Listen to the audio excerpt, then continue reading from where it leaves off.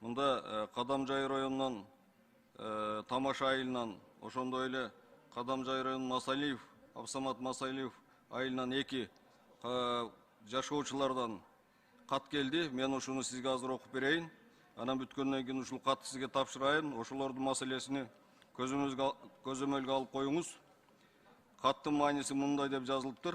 Бүгүнкү күндө Акжол Камбаров атындагы 150 орундуу 1985-жылы табигый кырсыктан кийин өкмөт тарабынан шашырыс салынган 10 жылдык мектепте 400дөн ашык окуучу 2 сменада кыйынчылыкта билим алып келүүдө. Ал эми мурдакы 1947-жылкы элдин күчү менен Саман ылайынан салынган мектеп ошол бойдон чалды бары чыгып, айылдын чак ортосунда темир коргон менен бекем тосулган абалда 1,5 гектар жерин элдин көзөмөлүнө сактап келүүдө. Эл көзөмөлүнө сактап келүүдө. Сабырдын түбү сары алтын деген сабырдуу элдин өтүнүчүн эске алып, эски мектептин ордуна заманбап жаңы мектеп салдырып берүүңүздөрдү суранабыз деп элдин мындай атынан кат келиптир.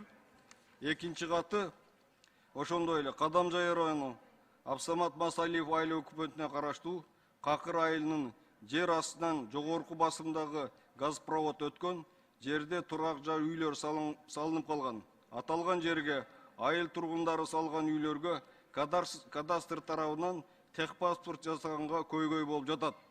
Бүгүнкү күндө айыл тургундары балдары мектеп бала бакчага тактама ала албай кыйынчылык жаралып жатат. Үйлөрүнүн техпаспортун жасалгандан кийин станарипке катталып тактама алуулары керек. Ошондуктан жогорку басымдагы газ өткөн жерлерди үйлөрдүн аралыгы 30-40 метр аралыкта жайгашып калган. Техпаспорт жасаганга көйгөй болуп жаткандыгына байланыштуу газ өткөн жерден коргоо зонасын 40-50 метр деп кадастр мекемесине же болбосо айыл өкмөткө кат берүүңүздөрдү суранабыз дейт.